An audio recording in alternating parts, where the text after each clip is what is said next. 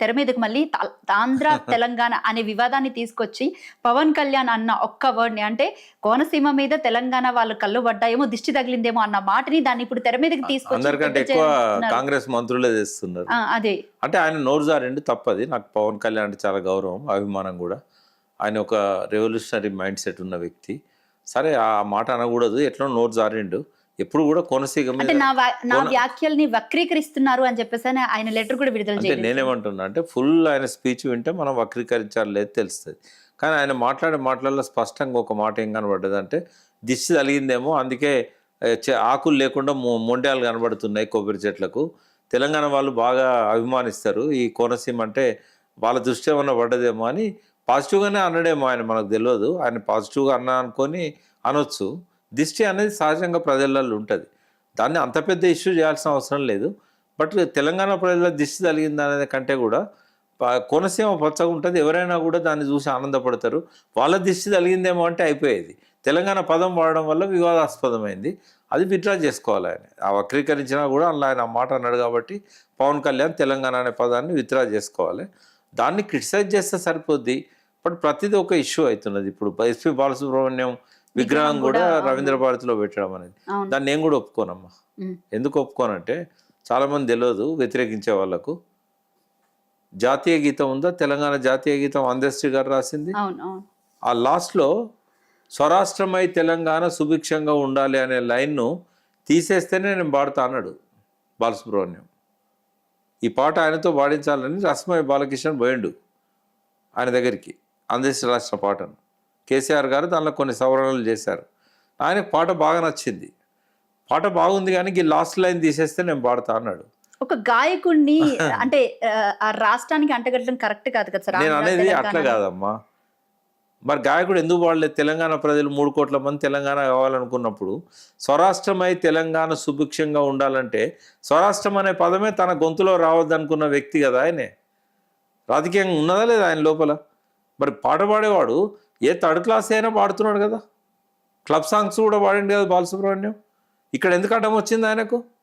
మరి ఆయనకు రాజకీయం ఉన్నప్పుడు మాకు రాజకీయం ఉంటుంది కదా. చనిపోయిన వ్యక్తి మీకు చెప్పానంటే చనిపోయిండా బతుకునుండా పక్క పెట్టమ్మా. గొప్ప గాయకుడు ఆయన, ఘంటసాల తర్వాత అందరం అభిమానించే గాయకుడు ఆయనే. అది వేరు. పాట పాడమంటే తెలంగాణను వ్యతిరేకించడం ఉంది, రవీంద్ర భారతిలో ఎందుకు పెట్టమంటాం? ఎక్కడన్నా పెట్టుకో, నువ్వు నీ ఫిలిం క్లబ్ ఉంది, ఫిలిం క్లబ్లో పెట్టుకో, ఎఫ్డీసీలో పెట్టుకో, గవర్నమెంట్ది. ఇంకెక్కడ త్యాగరాయ గానసభలో పెట్టు. ఆయన కోసమే ఒకటి ఎస్పి బాలసుబ్రహ్మణ్యం థియేటర్ అని పెట్టు, అక్కడ పెట్టు విగ్రహం. కానీ తీసుకొచ్చి రవీంద్ర భారతిలో పెట్టేమైంది? ఘంటసాల గారిది ఇప్పటికే ఉంది కదా అక్కడ పెట్టు. మా దాశరథి పెట్టు, మా శ్రీనారాయణ రెడ్డిది పెట్టు, మా గద్దరిది పెట్టు. అంటే ఇక ఆంధ్ర కల్చరేనా రవీంద్ర భారతి అంటే? ఉన్న రోజులు ఆంధ్ర వాళ్ళ ప్రదర్శనలకే ఇచ్చారు. ఇప్పుడు కూడా తెలంగాణ సంస్కృతిని ప్రతిబింబించే ఒక్క చిహ్నమని ఉండాలన్నా వద్దాడా? గద్దరిది పెట్టు. గద్దర్ మా గొప్ప గాయకుడు, గొప్ప కవి. గద్దర్ని మించిన కవి తెలంగాణలో లేడు, భారతదేశంలో కూడా లేడు. ఆయన విదేశాల్లో పుట్టుంటే నోబెల్ ప్రైజ్ వచ్చేది గద్దర్కి. గద్దర్ది పెట్టు. నువ్వు గద్దర్ని అభిమానిస్తావు కదా, గద్దర్ బిడ్డకే సంస్కృత సారథి ఇచ్చినావు కదా, సంతోషం. గద్దర్ కూడా ₹1 కోటి అవార్డు డిక్లేర్ చేసినావు కదా. బాలసుబ్రహ్మణ్యం సంగతి తర్వాత ఆలోచిద్దాం, ముందు గద్దర్ది పెట్టు. ఆల్రెడీ ఘంటసాల గారిది ఉంది, అందరం అభిమానిస్తాం. బాలసుబ్రహ్మణ్యం ఎందుకు వ్యతిరేకిస్తున్నావు? నువ్వు తెలంగాణ అనే పదాన్ని హేట్ చేసినావు. హేట్ చేసినప్పుడు నీ విగ్రహం కూడా నడిగడ్డ ఉండటానికి లేదు. నువ్వు తీసుకుపోయి అక్కడ పెట్టు. ఎక్కడ ఫిలిం క్లబ్ ఉంది కదా, కల్చరల్ అసోసియేషన్ కదా, అలా పెట్టు. ఎవరు వద్దంటారు?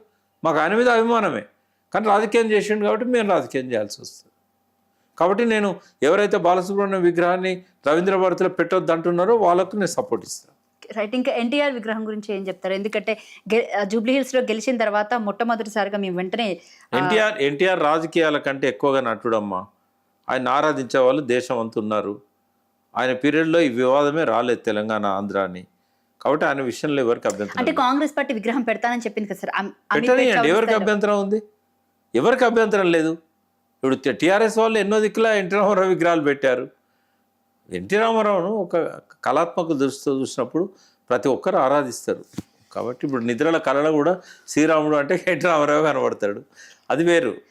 Right sir. అయితే ఇంకొక టాపిక్ వెళ్దాం. నల్గొండ తిప్పర్తి మండలంలోని ఒక బీసీ అంటే వాళ్ళ వైఫ్ సర్పంచ్గా నామినేషన్ వేయాల్సిన టైంలో వాళ్ళ హస్బెండ్ ని కిడ్నాప్ చేసి ఇవన్నీ నడుస్తుంటాయి నైట్ అంతా రాజకీయాల్లో. తిప్పించి మరి అంటే ఇది నిజంగా చెప్పాలంటే బీసీలకి ఒక అవమానకరమైన విషయం అని చెప్పొచ్చు సార్. 100% బీసీలకు అవమానకరము. రేవంత్ రెడ్డి చేసింది కూడా బీసీలకు అవమానకరమే. 42% ఇస్తానని డ్రామాలు చేసి ఇప్పుడు సర్పంచ్ ఎన్నికలకు పోయిండు. ఇది ఆయన నిజస్వరూపాన్ని బయట పెట్టుకున్నాడు. ఆయనకి ఎప్పుడు బీసీల మీద ప్రేమ లేదు. కాంగ్రెస్ వాళ్ళకు కూడా బీసీల మీద ప్రేమ లేదు. వాళ్ళు ఎన్నడూ బీసీలను గౌరవించరు.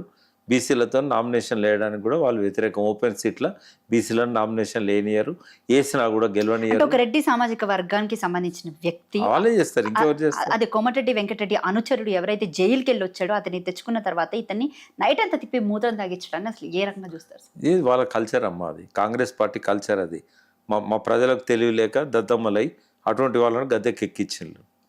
చాలా హేయమైన చర్య. దొరికితేనైతే కొడతా నేను. తిట్టుడు కాదు, మీ దగ్గర మాట్లాడు కాదు. వాడు ఎవడో ఆ పని చేయించినోడు దొరికితే నేను వాడిని పచ్చడి చేసేస్తా. సరేనా?